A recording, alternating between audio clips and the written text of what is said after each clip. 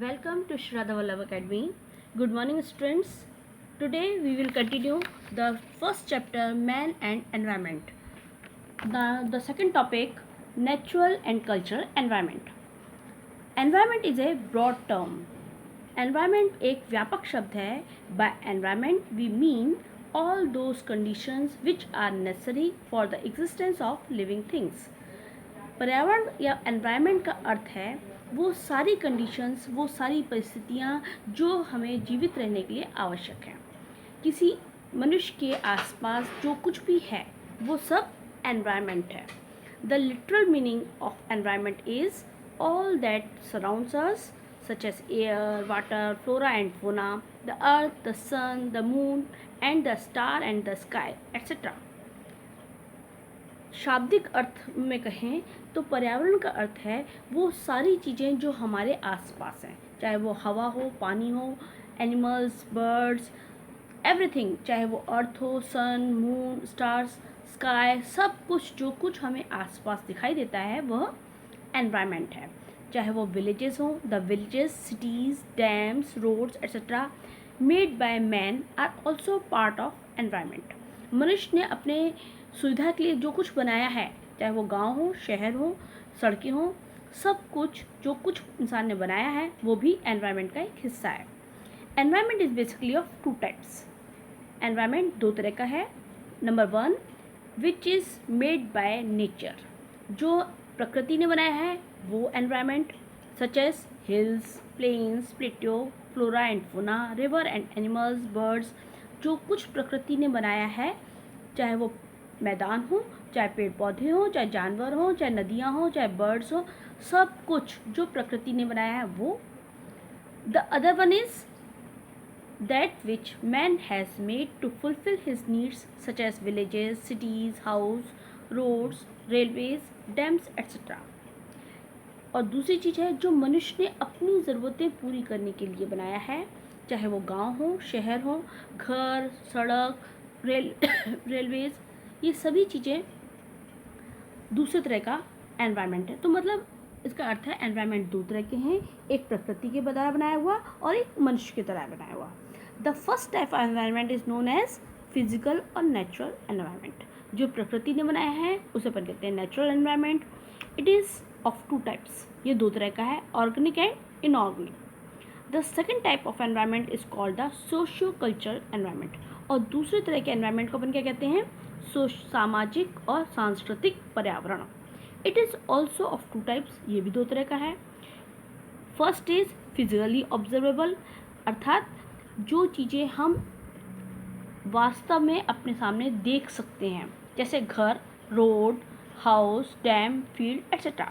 And second one is which is observed in various behaviours such as religion, rights, rituals, food habits, festivals etcetera. और वो चीज़ें जिनको हम, दूसरा कौन सा है जिसको हम महसूस कर सकते हैं, जैसे फेस्टिवल्स हैं जिनको हम बिहेवियर में लाते हैं, रिलीजन है, धर्म है, रिचुअल्स जो रीति रिवाज हम लोग करते हैं, फूड हैबिट्स जो हमारी हैं, ये है सांस्कृतिक एनवायरनमेंट. क्लियर? सो हम we can say environment is of two types, natural or physical environment. This includes all natural elements in nature such as location, geomorphology, rocks, climate, vegetable, wildlife, minerals, water bodies, oceans etc. प्राकृतिक या physical environment में वो सारी चीज़ें आती हैं जो प्रकृति के द्वारा हमें दी गई हैं, चाहे वो रॉक्स हो, चाहे हमें क्लाइमेट है, किसी जगह की जलवायु कैसी है, वेजिटेशन वहाँ प्लांट्स कैसे हैं, वाइल्ड लाइफ कैसी है, मिनरल्स कैसे हैं, water bodies like ocean, rivers, ये सारी चीज़ें वाटर बॉडीज़ में आती हैं. Man's existence depend on these elements. इसकी सबसे मुख्य विशेषता क्या है, ये एक तो प्रकृति प्रदत्त है, नेचर ने हमें दी है, और ये मनुष्य के अस्तित्व के लिए आवश्यक है. मनुष्य का अस्तित्व ही इन चीज़ों पर निर्भर करता है. हम रिवर्स पे डिपेंड हैं, हम क्लाइमेट पे डिपेंड हैं, हम वाइल्ड लाइफ पे डिपेंड हैं, मिनरल्स पे डिपेंड हैं.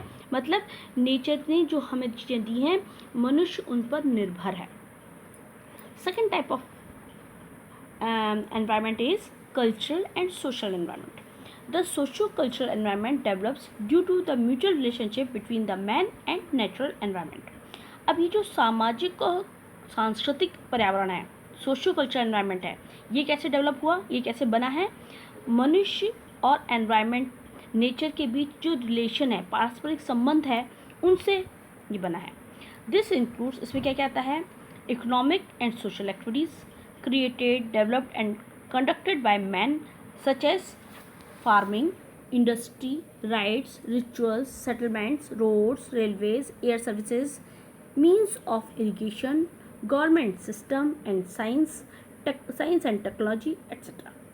इसमें सोशो कल्चरल एनवायरनमेंट में क्या कहता है? वो सारी चीज़ें जो मनुष्य ने डेवलप की हैं अपनी आर्थिक और सामाजिक क्रियाओं के द्वारा. जैसे फार्मिंग, हमने खेती करी है. इंडस्ट्रीज़, बहुत सारे उद्योग धंधे स्थापित किए हैं.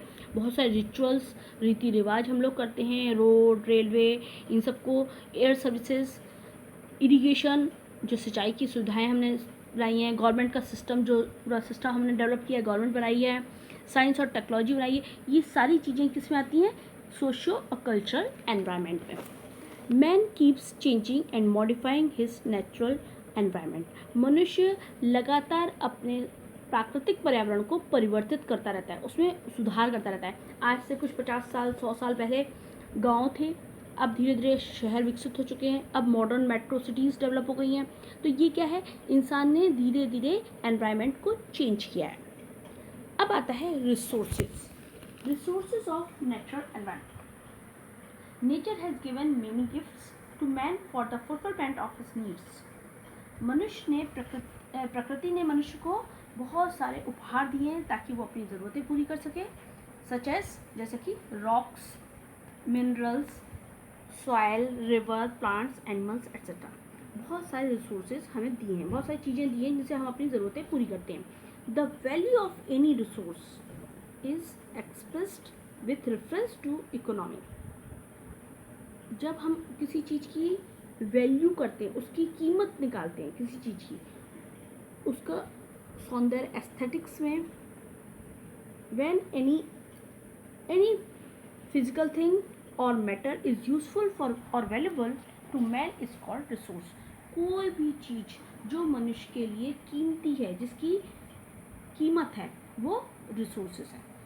देखिए यहाँ पे आपको टाइप्स ऑफ रिसोर्सेज दिए गए हैं. 3 तरह के हैं: natural, human resource and man made resource. इनके बारे में डिटेल कल अपन पढ़ेंगे. ओके.